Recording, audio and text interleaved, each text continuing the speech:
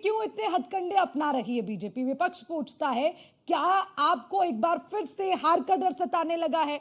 तो आपने अपनी पुलिस को भी वहां पर लगा दिया कि भैया वोटिंग मत होने दीजिए, भाई वहां पर बुर्का उठाकर चेकिंग भी आप मत करिए, और वहां पर आप एजेंट से भी मत पूछिए, वो भी वोटर नजर आने लगते हैं, दरोगा हड़का रखे हैं। भाई इतने हथकंडे क्यों? मतलब क्या आपको भी अपनी जो हार है वो तय नजर आ रही है? ये तमाम आरोप लगे हैं आप पर बाकायदा। अर्चना जी, अब मुझे तो ऐसा कोई मोहर आज तक नहीं दिखाई पड़ी है। ये हमारे वोटर हैं या इनके वोटर हैं। जब इनका प्रत्याशी हार जाता है, ये लोग चुनाव हार जाते हैं, तो पता नहीं कौन सा पैमाना इनका है। हमारे वोटर को वोट नहीं डालने दिया, हमारे वोटर को रोका गया, ईवीएम खराब हो जाती है, प्रशासनिक अमले का दुरुपयोग होता है। वास्तविकता ये है, इनको अपने कर्मों पर ये जिस तरीके से इन लोगों ने सरकार चलाई वो बेहतर तरीके से जानते हैं। हम लोगों ने उत्तर प्रदेश का क्या किया बताते हैं। अपराधी, मुझे याद है इनकी सरकार में ही जो जमीन सरकारी है वो जमीन हमारी है कि नारा लगाया जाता था। मुझे याद है अखिलेश यादव 6 आतंकवादी को छुड़वाने इलाहाबाद हाईकोर्ट पहुंच जाते हैं, कहते हैं इनको छोड़ दीजिए, इनको छोड़ने से उत्तर प्रदेश में हिंदू मुस्लिम सौहार्द कायम होगा। भला वो इलाहाबाद हाईकोर्ट का जो फटकार लगाते हुए कहती है आप इनको छुड़वा करके क्या इन्हें पद्मश्री दोगे? बाद में उन्हीं आतंकवादी को फांसी की सजा दी जाती है। मुझे याद है जब उत्तर प्रदेश में कानपुर में ठीक है, नहीं नहीं राघविंदर सिंह जी एक सेकंड, नहीं नहीं राघविंदर सिंह जी हम वापस आते हैं। बताना चाहता ठीक है, हूँ कि नहीं जो आपका जिस अपने प्रकार से इनकी प्रशासन पर सरकारें कंट्रोल रही नहीं है हैं, क्या? प्रशासन पर कंट्रोल नहीं है क्या? आपके दरोगा वहां पर वोटर्स को हड़का रहे हैं भाई, वीडियो आ रखे हैं, आपके अधिकारी वहां पर चेक कर रहे हैं, आईडी क्यों कर रहे हैं भाई? उस पर भी सवाल उठ रहे हैं, कोई चेकिंग की इस पर? आपके नहीं पास है देखिए, जवाब? अरे सवाल दीजिए ना उठाना तो जवाब दीजिए। इनकी जो फितरत है, बेवजह के सवाल उठाना भी। 9 सीटों पर चुनाव हुआ है। पहले में मुझे याद है जब चुनाव नहीं हुआ था तो बड़ी छाती ठोक के कहा करते थे 9 की 9 सीटें हम जीत रहे हैं, ऐसा है वैसा है। हुआ क्या?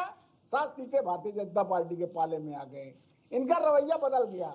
ईवीएम का दुरुपयोग हुआ, चुनाव मशीनरी का दुरुपयोग हुआ, चुनाव आयोग का दुरुपयोग हो गया, तारीख बढ़ा दी गई। अरे अर्चना जी, तारीख बढ़ा देने से जितना फायदा हमें उतना आपको भी होगा। भारतीय जनता पार्टी जो भी चुनाव लड़ती है अर्चना जी, पूरे दमखम के साथ लड़ती है, पूरी ऊर्जा के साथ लड़ती है, पूरी ताकत के साथ लड़ती है। चाहे सभासद का चुनाव हो, चाहे सांसद का चुनाव हो। हमारे पास लोकप्रिय नेता है, हमारे पास विश्वसनीय नेताओं की सूची है। उत्तर प्रदेश से पलट गए, ऐसे थोड़े ना हमारी तुम्हारी सरकार बन गई भाई। उत्तर प्रदेश में दोबारा सरकार भारतीय जनता पार्टी की ऐसा ही आ गई। किसान हमारे खिलाफ है, नौजवान हमारे खिलाफ है, महिलाएं हमारे खिलाफ है, पीढ़ियां हमारे खिलाफ है, सवर्ण हमारे खिलाफ है। पता नहीं कौन ऊपर से चंद्रमा से वोट दे करके चला जाता है जो भारतीय जनता पार्टी की सीटें आ जाती हैं। भाई कम से कम यहाँ पर ठीकरा जो है अपने माथे पर फोड़ने का प्रयास किया करिए। जिस प्रकार से आप लोगों ने सरकारें चलाई, जिस तरीके से आप लोगों ने राजनीति का अपराधीकरण किया, जिस प्रकार से उत्तर प्रदेश में जब भूमाफिया एकदम से हावी हुआ करते थे, जब इनकी सरकारें थी माफिया राज हुआ करता था अर्चना जी। इनकी सरकारें उत्तर प्रदेश से देखी हुई हैं। ठीक है, माफिया, ठीक है। भूमाफिया, शिक्षा माफिया, शराब माफिया, सैकड़ों माफिया एक तरफ से एक्टिव हुआ करते थे और ये लोग अपने आप को गुंडा कहने में गर्व महसूस किया करते थे।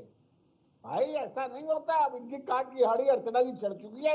मिल्कीपुर सीट में भारतीय जनता पार्टी जीत रही है। अब आगे आगे देखिएगा होना है क्या। अभी ये विपिन जी ठीक कपार है। पर हाथ रख के रोएंगे, कहेंगे ईवीएम का दुरुपयोग कर लिया गया, चुनाव मशीनरी का दुरुपयोग कर लिया गया, हमारे वोटर को वोट नहीं डालने दी गया। अर्चना जी राइट से पूछिएगा हमारा वोटर कैसे होता है? कौन सी ऐसी मोहर है जो इनको दिखाई पड़ जाती है, हमें नहीं दिखाई पड़ती है? ये इनका वोटर है, ये हमारा वोटर है। इनके वोटर को वोट नहीं डालने दिया गया, हम लोगों ने अपने वोटरों को वोट डलवा दिया। कमाल की हंसी की बात करते हैं ये ठीक है, ये भी लोग। पूछ लेंगे।